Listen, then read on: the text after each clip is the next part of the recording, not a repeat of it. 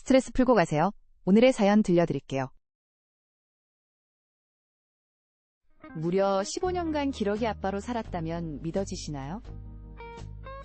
아내와 두 아이를 캐나다로 보내고 혼자 한국에서 일하며 가족의 유학 생활을 뒷받침했죠. 처음엔 3년만 버티자고 생각했는데 아이들이 현지에 적응하고 아내가 조금만 더 라고 할 때마다 기간이 늘어났습니다.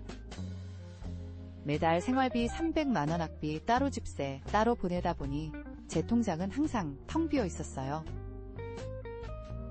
주말에도 야근하고 부업까지 뛰며 돈을 벌었지만 가족들에겐 늘 부족하다는 소리만 들었습니다.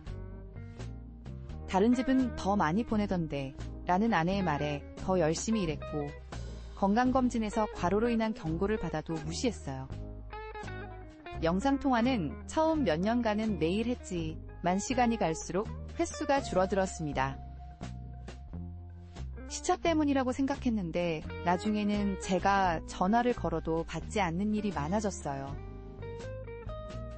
아이들은 아빠 바쁘잖아 라며 통화를 서둘러 끝냈고 아내는 용돈이 늦으면 차갑게 돌변했습니다. 50번째 생일이던 작년에는 생일 축하 메시지 하나 받지 못했습니다. 가족들은 모두 잊고 있었어요. 그날 밤 혼자 치킨과 소주로 생일상을 차리며 울었는데 다음날 아내에게서 온 메시지는 생일 축하가 아니라 생활비가 부족하니 이번 달엔 50만 원 더 보내달라는 내용이었습니다. 그로부터 한 달 뒤청천 병력 같은 소식이 왔어요. 아내가 현지 변호사를 통해 이혼 서류를 보낸 것입니다. 별다른 설명도 없이 더 이상 의미 없는 결혼 생활을 지속할 필요가 없다는 차갑고 간단한 편지 한 장뿐이었죠. 급히 큰아이에게 전화했더니 아빠는 어차피 돈만 보내는 사람이잖아요. 엄마가 더 편하게 살 수 있다면 그게 맞는 것 같아요 라는 말을 들었습니다. 이혼 절차는 일사천리로 진행됐어요. 재산분할로 집까지 넘어가면서 저는 원룸으로 이사했고 매일 밤 편의점 소주로 하루를 마감했습니다.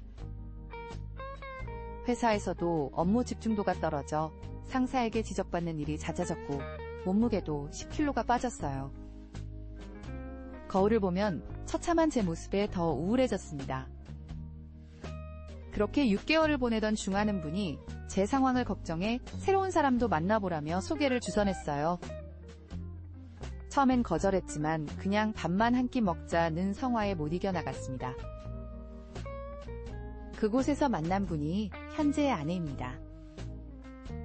간호사 출신으로 작은 요양원을 운영하는데 제 상황을 듣고도 전혀 동정의 눈빛을 보내지 않았어요.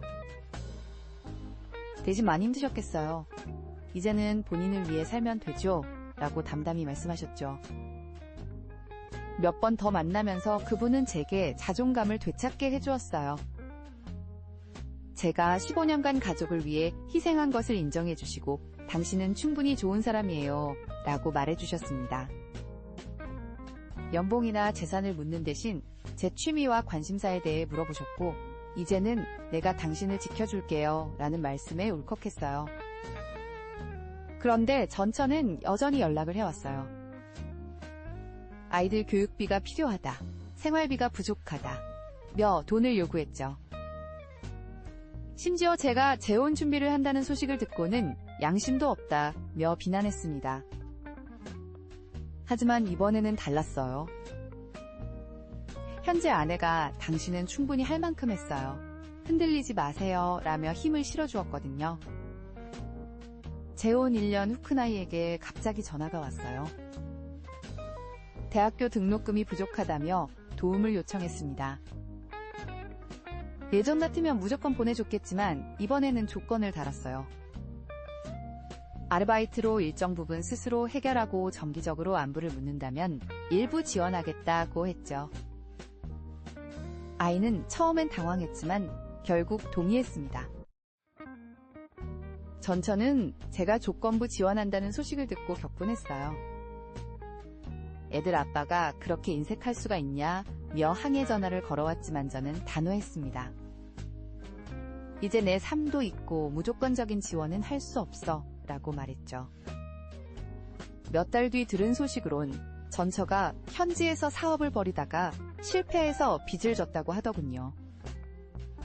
예전 같으면 가슴이 철렁했겠지만 이번 N자 업자득이라는 생각뿐이었어요. 작년 말 큰아이가 한국에 잠시 들어와 저희를 찾아왔습니다. 처음 보는 새엄마 앞에서 어색해했지만 현재 아내가 정성스럽게 음식을 차려주자 눈물을 글썽이더군요. 아빠 그동안 죄송했어요. 제가 너무 철없었나 봐요. 라고 사과했습니다. 저는 늦었지만 이제부터라도 시간을 많이 만들어보자 고 답했어요. 지금 아이와는 한 달에 2번씩 화상통화를 하고 진로 상담도 해주고 있어요. 돈으로만 연결된 관계가 아니라 진짜 소통하는 관계가 됐죠. 둘째도 최근에 연락을 해와서 조금씩 관계를 회복하고 있습니다. 현재 아내와는 소박하지만 평화로운 일상을 보내고 있어요. 주말에는 함께 등산도 하고 요리도 배우고 서로의 일을 응원하며 살고 있습니다. 무엇보다 서로를 존중하는 관계라는 게 가장 큰 차이예요. 제 의견을 묵살하지도 않고 일방적으로 요구만 하지도 않아요. 15년간의 기러기 아빠 생활은 분명 고통스러웠지만 그 시간이 있었기에 지금의 소중함을 더 깊이 느낄 수 있는 것 같아요. 버려진다는 것이 끝이 아니라 새로운 시작의 신호였다는 걸 이제야 깨달았습니다. 나이가 들어서야 알게 됐지만 자신을 위해 사는 삶도 이렇게 아름다울 수 있다는 것을요.